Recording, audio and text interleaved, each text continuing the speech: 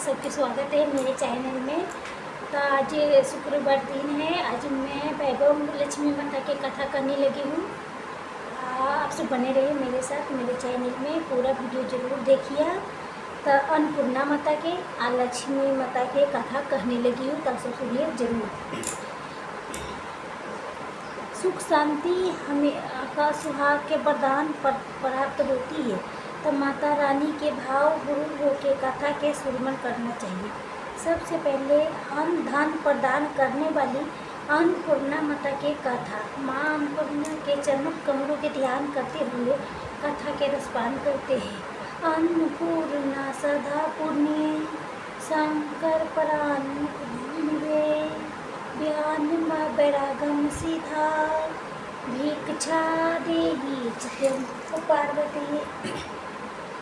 प्राचीन काल की बात है। कुसुमपुर गांव में एक बहुत धर्मात्मा सेठ जी रहा करते थे। उनके 5 पुत्र, एक सबसे छोटी पुत्री थी और उसका नाम गौरी था। सेठ जी के भरा पूरा परिवार था। सेठ जी ने अपने सभी 5 पुत्रों के विवाह कर दिया था और जब छोटी बेटी गौरी के विवाह की योगी हुई तो उन्होंने उसके विवाह एक दूसरे नगर के अपने समान धनी परिवार में कर दिया। अब सेठ जी की पुत्री गौरी दुल्हन बन के जिस घर में गई, उसके पति अपने माता पिता के इकलौता पुत्र था। अब गौरी बहुत प्रसन्नतापूर्वक अपने ससुराल में रहने लगी। गौरी बहुत सदाचारणी होकर गुणवान तथा रूपवती थी। एक दिन की बात है, जब 1.25 महीना हो गया तब सास ने गौरी की रसोई संभालने के लिए दे दिया। रसोई की सारी बातें समझाती। जब गौरी अपने सासू माँ के पाँव छूके रसोई में प्रवेश करती है, सासू माँ के पाँव छूके, तभी सास ने कहा, बहू रोज़ सुबह उठ के जल्दी पूजा पाठ करके तब रसोई में जाना, फिर खाना बनाना। रोटी बनाते समय पहली रोटी गाय के, अंतिम रोटी कुत्ते के बनाना मत भूलना। इस प्रकार सास ने गौरी के सब कुछ समझा दिए। अब देखिए, गौरी 4 लोगों के लिए खाना बनाती है और खाना बना के अपने पूरे परिवार के खिलाती है। जब अंत में खुद खाने के लिए बैठी तब वो देखती है कि उसके लिए तो रोटी बचे ही नहीं है। अब क्या करे? अब वो चावल दाल सब्जी खा के पानी पी लेती है। अब जब शाम होती है तभी गौरी ने सुबह से ज़्यादा आटा लगाया और रोटी सब्जी बना के रख देती है। जब रात्रि में सब लोग खा लेते हैं तो फिर से गौरी खाने के लिए बैठी तो रोटी के डब्बा खोलती है तो उसमें एक भी रोटी नहीं थी। ये देख के उसे बहुत आश्चर्य होता है कि उसने सुबह से आटा ज़्यादा लगाया था लेकिन रोटियां बची ही नहीं। अब वो सिर्फ सब्जी खा के पानी पी के सो जाती है। अगले दिन फिर उसने कल से 2 गुना आटा लगाया और रोटियां बनाई, फिर भी उसके लिए रोटी नहीं मिली। सभी रोटी खत्म हो जाती थी। अब उस दिन भी आधे पेट खाना खाने के बाद ही रहना पड़ा। इसी प्रकार गौरी चाहे जितना भी आटा लगाती थी, रोटी उसके नहीं मिलती थी, नहीं बचती थी। हर रोज़ के काम हो गया। तो सोचने लगा कि आखिर कौन नहीं चाहता कि मैं रोटी न खाऊं, मेरा पेट न भरे। गौरी ही सास में आटा ज़्यादा गूंथती थी कि किसी न किसी दिन तो मुझे रोटियां मिलेगा, लेकिन ऐसा नहीं होता था। ये ऐसा करते करते वो बहुत कमज़ोर दुबली पतली हो गई। फिर तभी दोस्तों, ऐसे में एक दिन की बात है, जब गौरी रसोई में सब्जियां काट रही थी तो गलती से चाकू से उसका हाथ कट जाता है और वो रोटी नहीं बना पाती। तो उसके सास ने कहा कि बहू रहने दो, आज रोटियां मैं बना देती हूँ। गौरी ने कहा, नहीं सासू माँ, आटा लगा दीजिए और मैं रोटियां बना दूँगी। तभी दोस्तों सास ने आटा लगाया, फिर बहू के दे देती है। बहू रोटी बना के तैयार कर देती है। घर के सभी सदस्य रात के समय जब खाना खाने लगती है तभी सब लोग खाना खा लेती है। तभी बारी आती है गौरी के खाना खाने की। तो बहुत दुखी मन से खाना खाने बैठती है तो सोचती है कि आज तो सासू माँ आटा गुना है बहुत कम, आज तो मेरे लिए रोटियाँ बची नहीं होंगी। ये सोच के बहू मने मने बहुत दुखी होती है। लेकिन जब वो रोटी के डब्बों की खोलती है तो उसने देखा कि 4-5 रोटी पड़ी है। ईद देख के बहू बहुत खुश होती है। अब क्या था, ऐसे ही 7 दिनों तक बहू की सास ने आटा गूँथा और बहू रोटियां बनाती थी। अब बहू की रोज रोटियां मिलने लगी। इस 7 दिनों में बहू भर पेट खाना खाया। जब 8वां दिन आया तभी बहू के हाथ ठीक हो गया था। हाथ ठीक हो गया था, बहू सास ने कहा मैं आज आटा गूँध दूँ, तो ये तुम आटा गूँध ले। सास ने कहा, तो बूढ़ी ने कहा नहीं सासू माँ, मेरे हाथ ठीक हो गया है, मैं आटा गूँध लूँगी। तभी दोस्तों उस दिन गौरी ने आटा गूँधा और रोटियाँ बनाई, सबको खाना प्रेम पूर्वक खिलाया। फिर जब इसके खाने की बारी आई तब ने उस देखा कि रोटी के डब्बे में तो रोटी है ही नहीं, पूरा रोटी खत्म हो गया है। ये तो कि बहुत दुखी हो गई बहू। आश्चर्यचकित हो जाती है कि जब तक ले सासू माँ ने आटा गूँधा तब तक ले तब मुझे रोटियाँ मिलती थी, लेकिन जब से मैं आटा गूँधने लगी हूँ तब मुझे रोटियाँ नहीं मिलती। जब सासू माँ मुझसे बहुत कम आटा गूँधती थी, इसके बाद भी पूरा परिवार उसमें खा लिया करता था। ये ऐसी क्या बात है कि सारी बात सोच के गौरी बहुत परेशान हो जाती है, दिन भर दुखी रहने लगी। एक दिन की बात है जब गौरी के पति ने गौरी से पूछा कि गौरी तुम इतना उदास क्यों रहती हो, इतना सारा धन संपत्ति तुम्हारे तो है, तुम्हें रोकने टोकने वाला कोई नहीं है, तुम अपने मन से अपने पसंद के भोजन बना के खा सकती हो, तुम दिन पर दिन इतनी कमज़ोर कैसे होती जा रही हो। गौरी ने लाज संकोच से अपने पति को कुछ नहीं बताया।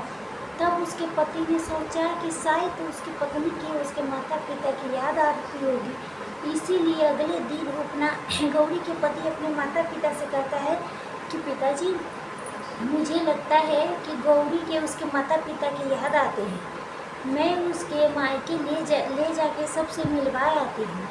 अपनी बेटी की बात सुन के गौरी की सास ससुर तैयार हो जाती है, उन्हें जाने की अनुमति दे देती है और कहती है बेटा, यदि बहू के अपने माता पिता से मिल के प्रसन्नता होती है तब बस से तुम उसके मायके ले जाना। अब गौरी के पति अपनी पत्नी के लिए के उसके मायके जाता है।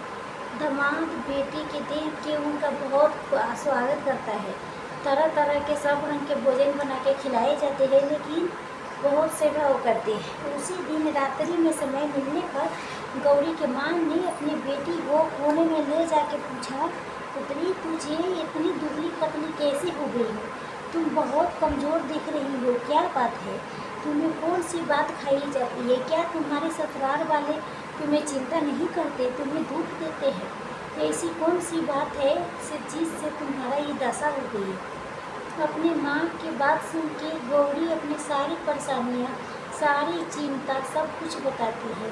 अपनी बेटी की बात सुन के गौरी के माँ ने कहा कि बेटी, हमें लगता है अन्नपूर्णा माता तुमसे नाराज़ हो गई है, इसी विषय में तो मैं कुछ नहीं कर सकती, लेकिन तुम्हारे ससुराल में हमारे बोलने के कोई अधिकार नहीं है, इसीलिए मैं कहूँगी कि तुम यहाँ से जाने के बाद इस विषय में अपनी सास ससुर से बात करना, वही कुछ हल बताएंगे, तुम्हारे समस्या के समाधान हो जाएगा। बेटी, माँ अन्नपूर्णा जी से नाराज़ होती है, उसके साथ ऐसा ही होती है। माँ के बात सुन के गौरी ने निश्चय करती है कि सारी बात अपने सासू माँ से कहेगी। जब सुबह के समय होता है तो गौरी अपने माता पिता से विदाई लेके अपने ससुराल आ जाती है। और ससुराल आने के बाद उसने अपने सास ससुर के पति से सारी बात कर सुनाती है। माँ कहती, माँ जी, जब से मैं रसोई संभाला हूँ, मैं खाना बनाती हूँ, तब से मुझे दिन एक रोटियाँ नहीं बचती, मैं बिना खाए सो जाती हूँ, इससे किसी दिन पानी पी के सो जाती हूँ, किसी किसी दिन मैं चावल सब्जी खा लेती हूँ, रोटी तो मुझे कभी मिलती नहीं है, ऐसे कहने लगा। तभी उसके सास ने कहा से बेटी आ जाओ, रसोई में ले गई।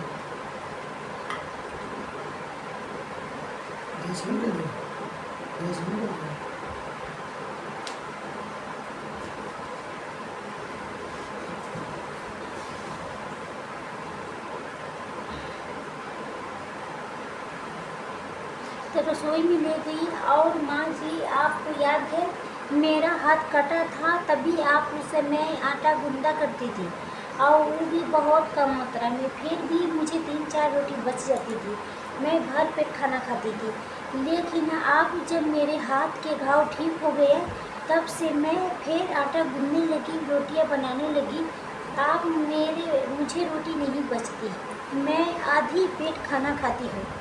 अपनी बहू की बातें सुन के सास के सब कुछ समझ में आ गया। उसने कहा कि बहू, सब शायद मेरी ही गलती है। मैंने तुम्हें सब कुछ बताया, सब कुछ सिखाया, लेकिन एक बात बताना भूल ही गई। तुम ऐसा करके सास अपने बहू के हाथ पकड़ के रसोई में ले गई दौड़ी के। जब वहाँ परात निकाल के आटा निकाल के उस आटे के अच्छी से गूंथती है। गूंदे के बाद उस गूंदे हुए आटा पर अपनी उंगली के 5 छाप लगा देती है और कहती है, हे बहू, ये हम अन्नपूर्णा माता के छाप होते हैं, उनका चिन्ह माना जाता है। आटा लगाने के बाद कोई भी स्त्री इस तरह छाप लगाती है तो उसके घर में बरकत होती है। इसका अर्थ ये है कि माँ अन्नपूर्णा की कृपा सभी परिवार वालों पर बनती रहती है, बरसती रहती है। भूखे पेट ना कोई सोए।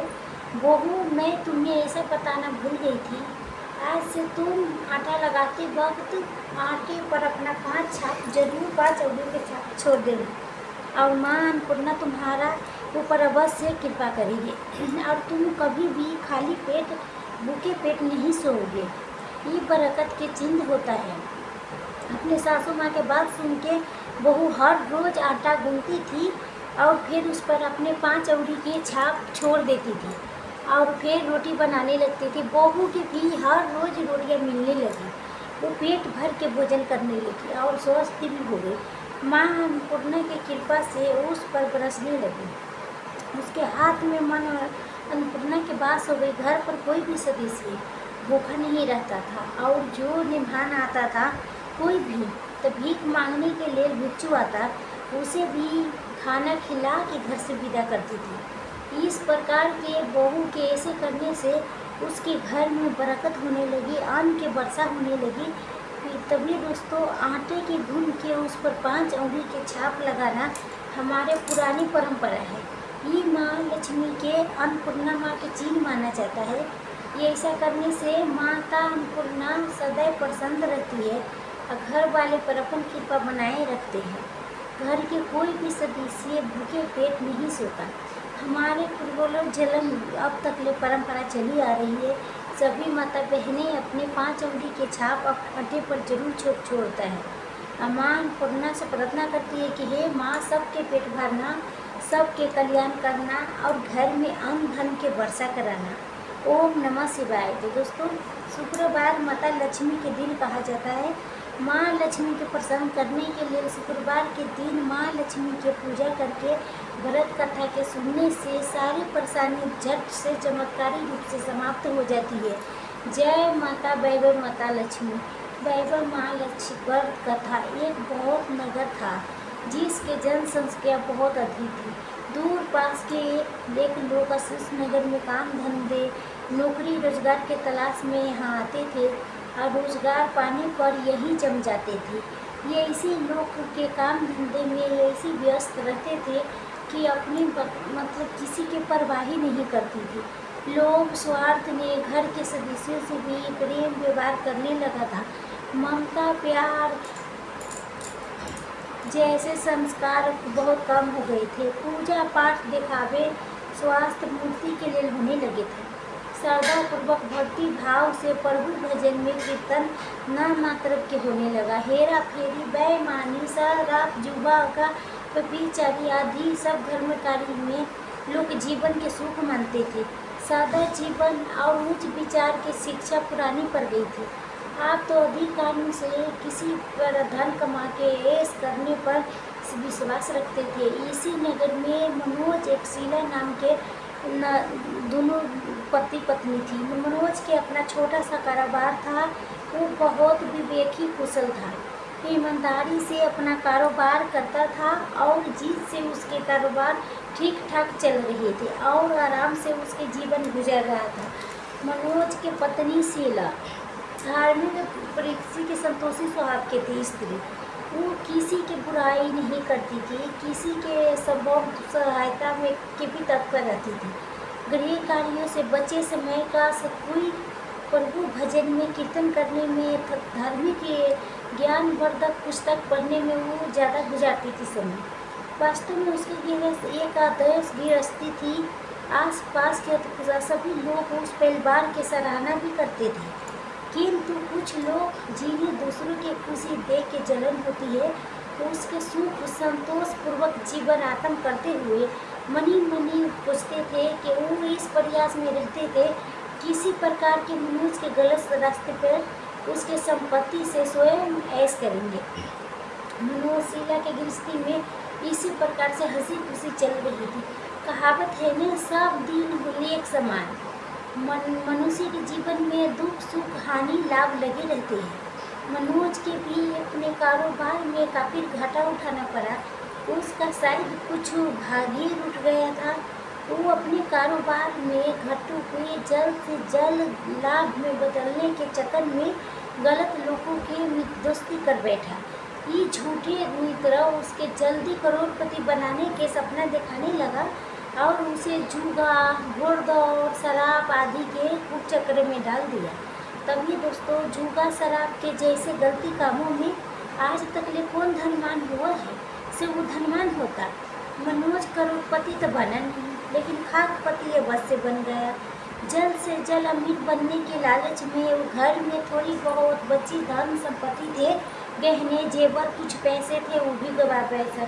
एक समय वो था कि मनोज अपनी पत्नी शीला के साथ सुखपूर्वक जीवन गुजारती थी और कुछ ही दिन में ऐसा समय आ गया कि उसके दूर समय के भोजन के लिए लाले पड़ गए थे। घर में दरिद्रा भूखमरी के सम्राट चमक गया। इससे मनोज और चिड़चिड़ा हो गया और वो बात बात पर अपनी पत्नी को शीला के साथ गाली गलौज करता था, मारपीट करने लगा।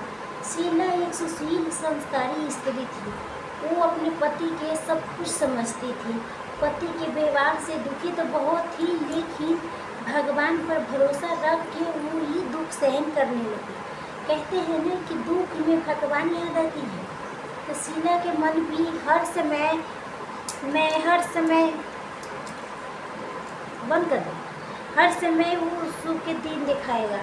एक दिन दोपहर की शीला दुखी हृदय से भगवान की याद कर रही थी कि हे प्रभु, हम तेरे छोटे बच्चे हैं, हमारी गलतियाँ अपराधों के समार्चना कर दो। हे भगवान, मेरे पति के सद्बुद्धि दो है। तभी दोस्तों ये ऐसा ही कह ही रहे थे कि अचानक किसी ने उसके द्वार पर दस्तक दी। शीला बेचार मगन होके, इस समय मेरे गरीब के घर में कौन आया होगा? सगे संबंधी या दोस्तों सब तो पहले ही किनारा कर लिया था, मुंह फेर लिया था। फिर द्वार खोल दिया, देखा तो सामने एक वृद्ध महिला खड़ी थी। शरीर पर झुर्रियाँ थी, फिर चेहरे से अनोखी तेज तबक रहा था।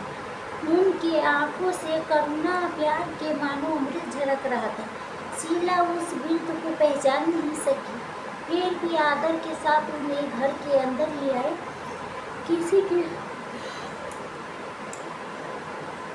किसी के बैठाने के लिए आसन नहीं थी। फटी हुई चादर बिछा के उसे बैठने के लिए कहा। वृद्ध उसी चादर पर पूरा बैठ गई। शीला के मन के कुछ शांति से महसूस हुए। वृद्धा ने उसे पूछा कि शीला, मुझे पहचानती हो कि नहीं? शीला बोली, माँ जी, मैं आपके देखते ही कुछ अपना जैसे महसूस कर हो रहा है। ऐसा लगता है कि जैसे आप मेरे नज़दीक बहुत हो। आपके देख के मेरा रोम रोम खिल उठा है। जैसे पराया काल पुरुष व्यक्ति से मिलने से होती है, तो मुझे याद ही नहीं पड़ता कि मैंने आपको कहाँ देखा है। वृद्धा ने अपना पल दिखाते हुए कहा कि शीला, तुम इतनी जल्दी भूल गई। अभी कुछ दिन पहले तक लक्ष्मी जी के मंदिर में शुक्रवार के भजन कीर्तन में आती थी। मैं भी उसमें आया करती थी। हर शुक्रवार के मैं तुझसे वहाँ मिलती थी बेटी। तब से शीला के पति मनोज गलत लोग के संगत में बैठ के घर लुटाने लगा था। तभी से शीला बाहर निकलने में शर्म महसूस करने लगी थी तथा उसने मंदिर जाना बंद कर दिया था। शीला ने याद करने की बहुत कोशिश की, लेकिन कब उस बुढ़िया माई से मिली थी, परंतु उसे कुछ याद नहीं आया। तभी वृद्धा बोली, बेटी तुम मंदिर में कितनी मधुर गीत गाती थी, बहुत दिन से तुम वहाँ नहीं आई। मैंने सोचा कि चलो मैं ही जाके देखती हूँ कि तुम बीमार तो नहीं पड़ गई। यही सोच के यहाँ चली आई हूँ। वृद्धा के मुँह में तो भरत वचन के सुन के शीला को हृदय भर आया और रोने लगा। वो अपने रोनाई रोकने की बहुत कोशिश की, फिर भी सफलता रही और फूट फूट के रोने लगी। ये देख के वो बुढ़िया माँ उसके पास आई और उसी पर प्यार भरा हाथ फेर के उसे ढारक पढ़ाने लगी। वृद्धा बोली, बेटी जीवन में सुख दुख आते ही रहते हैं, हमेशा सुख था हमेशा दुख की कभी किसी पर नहीं रहता, अतः दुखों से घबराना नहीं चाहिए। शीला बोली कि माँ जी मैं थोड़ा ही दुख में कभी नहीं घबराती हूँ, नहीं अब सहा जाता है माँ जी। ऐसे कहते कहते वो फिर रोने लगी। जब वृद्धा ने सांत्वना देते हुए कहा कि धैर्य रखो बेटी और अपनी बात मुझे बताओ, तुझे क्या दुख खाई जा रही है, इस प्रकार बताने से तेरा मन हल्का हो जाएगी।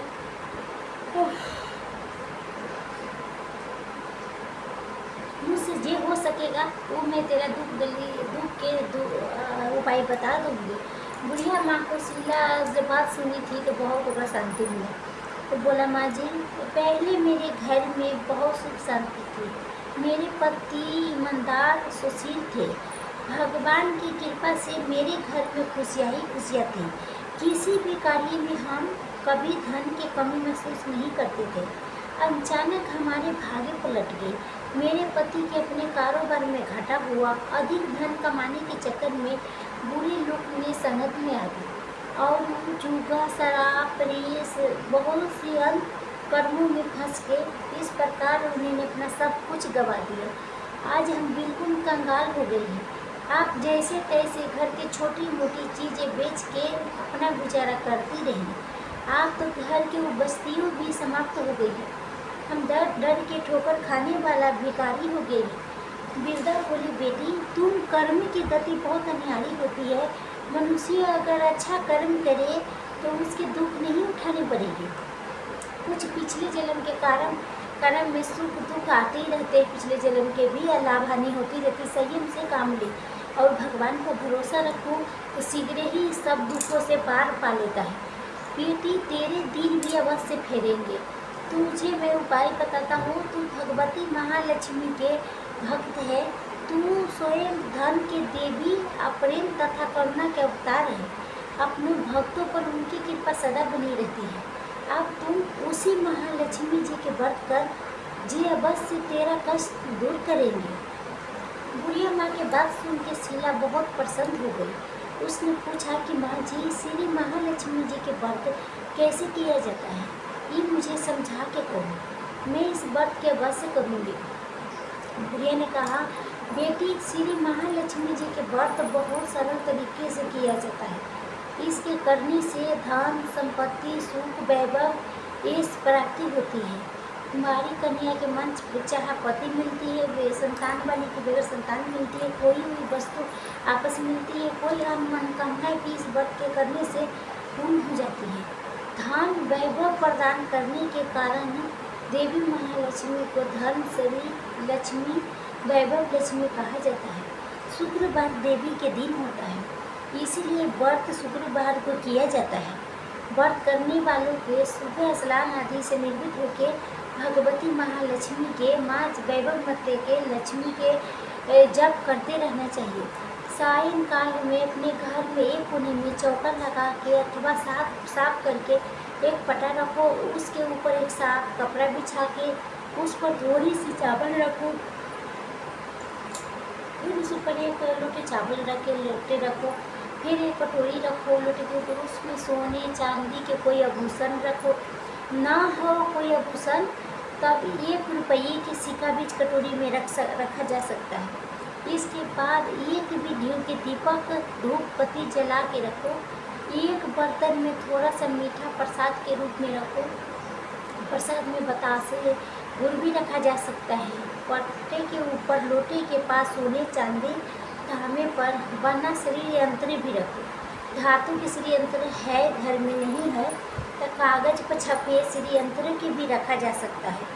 बेटी, तुम भगवती लक्ष्मी को श्री यंत्र बहुत प्रिय है, तो पूजा करने कथा कहने के लिए पट्टे के पास पूर्वज और मुँह करके बैठो।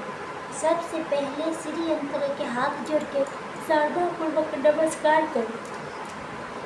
फिर बैठो माता के ध्यान करके मन में स्तुति करो। जिन्हें संस्कृत में ध्यान मंत्र कहने में कठिनाई हो, वो सरल भाषा में ध्यान स्तुति कर सकते हैं। भगवती महालक्ष्मी दिखावे के लिए भाव की भूखी होती है। उनके पश्चात कटोरी में रखे आभूषण चाहे रुपये पर हल्दी कुमकुम चावल चढ़ाओ। फिर दोनों हाथ से लाल रंग के पुष्प अर्पित करो, प्रसाद के भोग लगाओ और धूप दीप दिखाओ। पुनः लक्ष्मी जी की स्तुति करके लक्ष्मी महिमा गाओ और आरती उतारो। फिर मनी मनी सच्चे हृदय से जय महालक्ष्मी के 11 बार उच्चारण करो। इसके बाद भी 11-21 शुक्रवार को व्रत के संकल्प लेके अपने मनोकामना पूरी करने के लिए माँ से हाथ जोड़ के विनती करो। अंत में माँ के प्रसाद बांट दो। थोड़ा सा प्रसाद अपने लिए भी रखो। हाथ में कटोरी में रखा आभूषण रुपया श्री यंत्र उठा के रखो। लोटे के पानी तुलसी के पौधे में चढ़ा दो। इस दिन पूरे दिन उपवास रख के सायंकाल प्रसाद खाना चाहिए।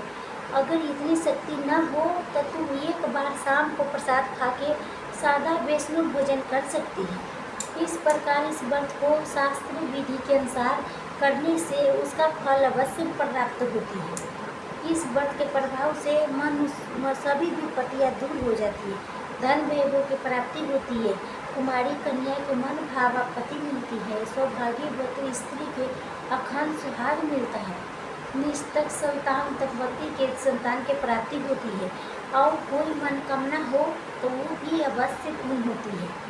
खोया हुआ सामान आपस मिलती है। शीला ये सुन के बहुत प्रसन्न हो। उसने कहा, माता जी, आपने जो भी वैभव माता के व्रत के विधि मुझे बताई हो वो मैं उसे अवश्य करूँगी। आप कृपा करके मुझे इसके उद्यापन विधि भी समझा के बताइए। वृद्धा ने कहा, बेटी, इस व्रत के उद्यापन करने की विधि भी बहुत सरल है। ध्यान से सुनना। 11-21 बार के जितने शुक्रवार के व्रत करने का संकल्प लिया हो उतनी व्रत पूर्ण श्रद्धा भाव पूर्वक कर पूरे होने पर अंतिम शुक्रवार के उद्यापन किया जाता है। इस दिन पूजा विधि हर शुक्रवार को विधि के तरह की जाती है। इस दिन प्रसाद के लिए नारियल की गिरी और खीर के प्रसाद वितरित किया जाता है। प्रसाद के साथ कम से कम 7 कुमारी सौभागी स्त्रियों के वो कुमकुम के तिलक लगा के श्री वैभव व्रत कथा के एक पुस्तक भेंट दी जाती है। अंत में फिर श्री भगवती महालक्ष्मी के विभिन्न स्वरूपों के श्रद्धापूर्वक हाथ जोड़ के नमस्कार करो और मनी मनी माँ से प्रार्थना करो कि हे महालक्ष्मी माँ, हे धनलक्ष्मी माँ, हे वैभव लक्ष्मी माँ, ये मैं सच्ची मन से आपका व्रत पूर्ण किया हूँ, तो फिर भी इसमें कोई गलती अपराध हुआ हो तो उसके समार्चना कर देना। हमारे जो भी आपको मनोकामना हो उसे कहे, मनोकामना के पूर्ण करना, हमारे सबके कल्याण करना माँ, हमें विपत्तियाँ के दूर करके हमें धन वैभव प्रदान करना। हे देवी माँ, आपकी महिमा अगरम्पार है। बुढ़िया माँ से श्री वैभव लक्ष्मी माता के व्रत के शास्त्रीय विधि सुन के शीला के मन मंजूर जैसे नाच उठा। उसे लगा कि मानो उसके मन चाहे फल मिल गया। उसने तत्काल अपने आंखें मूंद के मनी मनी संकल्प लिया था, हे वैभव माँ, मैंने आपकी 21 शुक्रवार तक बुढ़िया माँ द्वारा बताई गई शास्त्रीय विधि के अनुसार व्रत उद्यापन करूँगी। इस प्रकार संकल्प करके जैसे ही शीला आँख खोली, जैसे ही बुढ़िया देखती है बूढ़ी माँ वहाँ कमरे में नहीं पाया। उसने घर के बाहर जाके देखा, वहाँ भी उसने कहीं माँ जी दिखाई नहीं दी। उसे बहुत आश्चर्य हुआ कि थोड़ी ही देर में कहाँ गई होगी माँ जी। ज़्यादा मन ऐसी चिंता हो गई। फिर भी वो इधर उधर देखा, फिर मिला ही नहीं। तभी फिर शुक्रवार के दिन आया, फिर वो व्रत रखा, पूजा पाठ किया। फिर जो पूजा पाठ करके प्रसाद रखा था वो अपने प्रसाद पति के खिलाया भी। तभी वास्तु में साक्षात देवी भगवती महालक्ष्मी थी, जो अपने भक्त शीला को वृद्धा के भेष रख के रास्ता दिखाने आई थी। अगले दिन शुक्रवार था, तो शीला सुबह नहा धो के मनी मनी जय महालक्ष्मी जय महालक्ष्मी जय वैभव महालक्ष्मी जप करने लगी। सायंकाल में वैभव लक्ष्मी माँ के पूजा करने बैठी। घर में कोई आभूषण नहीं था। आभूषण के नाम पर उनके नाक में एकमात्र बुलौनी बची थी। उसी ने वही निकाल के धूप के कटोरी में रख दिया। घर में थोड़ी शक्कर रखी थी, उसका प्रसाद बनाया और फिर बुढ़िया माँ के द्वारा बताई गई शास्त्रीय विधि के द्वारा वैभव माता के पूजन किया। पूजन के पश्चात उसने प्रसाद अपने पति मनोज की तथा अन्य लोक में दिया। अंत में स्वयं ग्रहण किया प्रसाद। श्री वैभव लक्ष्मी माँ के प्रसाद खाते ही मनोज के स्वभाव में बहुत बदलाव आ गया। उसके चिड़चिड़ापन कम हो गया और उसकी मन एकदम कुंभकर्ण से दूर हो गया। कारोबार जो पहले बिल्कुल ठप हो गया था, फिर से उसने जम गया। ये 21वें शुक्रवार दिन के शीला बुढ़िया माँ द्वारा बताई गई शास्त्रीय विधि के अनुसार उद्यापन किया और 11 स्त्रियों के वैभव व्रत की पुस्तक भेंट में दी। फिर सब भगवती महालक्ष्मी के वैभव महास्वरूप को मनी मनी प्रणाम करके, हे वैभव महालक्ष्मी, मैंने आपके व्रत की जो मनौती की थी वो आज पूर्ण हुआ है। हे माँ, आप हमारे संकटों को दूर करके हमारा कल्याण करो। जाने अनजाने में कोई हमसे अपराध हुआ होगा तो उसके क्षमा करना माँ। हमें धन संपत्ति और वैभव प्रदान करना, हमें समृद्धि देना। हे माँ, आपकी महिमा अगरम्पार है, आपके सदा जय हो। तभी दोस्तों, इस प्रकार व्रत पूर्ण होने के बाद कुछ ही दिन में मनोज के कारोबार में अच्छा लाभ होने लगा। उसने शीला को उसके जीवन आपस दिला दी। घर में पहले से ज़्यादा सुख शांति आ गई। श्री वैभव माता के प्रताप को देख के अन्य बहुत से औरतों ने उसका विधि पूर्वक व्रत किया और समान चावल फल प्राप्त किया। तो तभी दोस्तों आप श्रवण करिए।